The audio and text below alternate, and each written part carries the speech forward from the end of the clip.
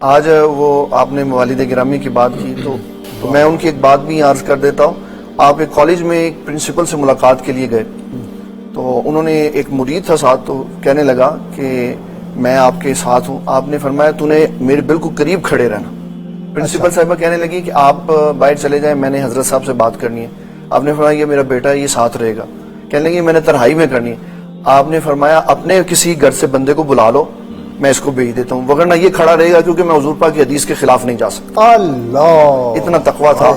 اور یہی اللہ تعالیٰ کے حبیب صلی اللہ تعالیٰ علیہ وسلم کی باتیں ہیں جن کے اوپر عمل کر کے وہ بندے جن کا مقام اور مرتبہ عام انسان ہونے کے ناطے سے شاید کچھ بھی نہ ہوتا, لیکن جب انہوں نے حضور پاک صلی اللہ علیہ وسلم کی شریعت پہ عمل کیا تو اللہ تعالیٰ نے انہیں اماموں کا امام بنا دی.